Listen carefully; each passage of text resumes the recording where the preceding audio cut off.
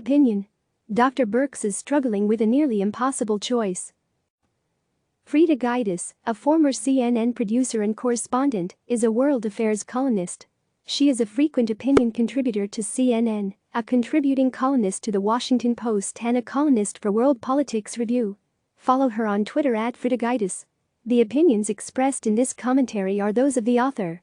Read more opinion on CNN. Life in a pandemic is filled with ethical and moral dilemmas for everyone. We have to weigh the cost to ourselves and others of decisions that barely merited a second thought in pre-pandemic life. But few people have had to wrestle with their conscience in full view of the world the way the government's top scientists do these days. Standing at the White House podium next to their boss, President Donald Trump, now familiar figures, including Dr. Deborah Birx, Dr. Anthony Fauci and others, face ethical predicaments that may keep medical ethicists, philosophers and theologians debating for years to come. Government scientists have to decide how to preserve their integrity while working for a president that tells lies. They have to keep their dignity while working for a president that demands unwarranted praise. And they have to keep their jobs without becoming accomplices of a president whose reckless advice can lead to more loss of life. What should these scientists do when Trump tells tens of millions of Americans to do something that they know will harm them? Should they correct him immediately, risking his rage and perhaps bring an end to their careers?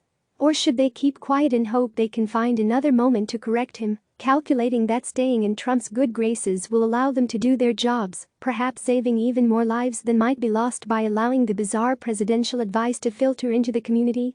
For now, Birx, the White House coronavirus response coordinator, and Fauci, the nation's top infectious disease specialist, have chosen the latter. But it's not completely clear that they, particularly Birx, have managed to thread the needle successfully.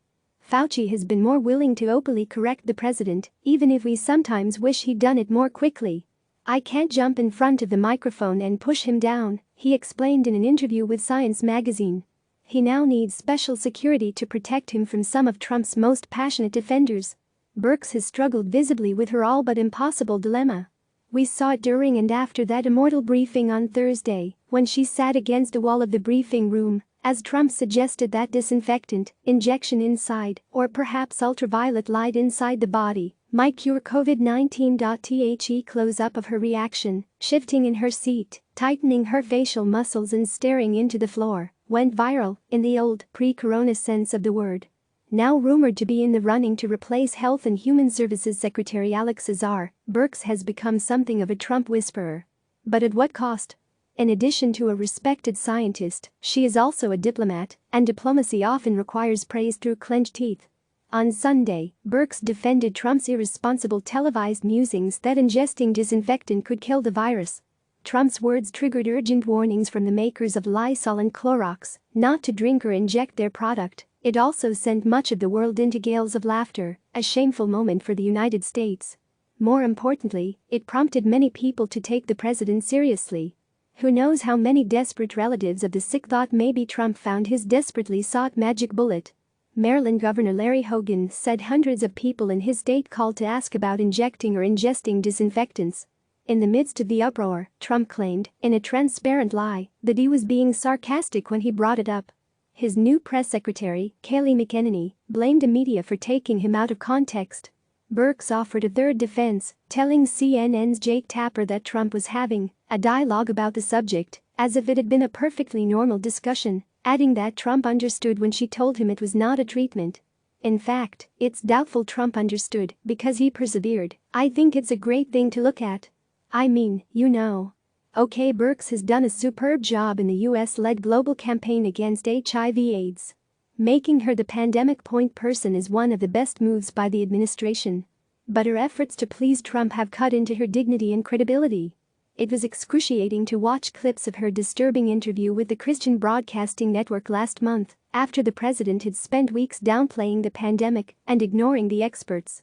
Birx gushed that Trump has been so attentive to the scientific literature, praising Trump's ability to analyze and integrate data.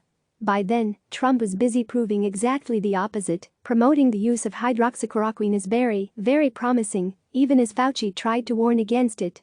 The research now indicates that following Trump's prescription, as tens of thousands apparently did, can lead to potentially fatal cardiac problems.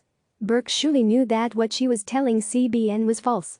Perhaps she was calculating that this was the price she must pay to gain the trust of a president for whom no currency is more valuable than lavish praise. Perhaps Birx decided that she would surrender a bit of her integrity to secure a position that would allow her to steer the country's coronavirus battle and ultimately save lives. If so, she sold a piece of her soul to do so. Was the transaction ethically justified? Was it morally correct? Those are questions that have no conclusive answer.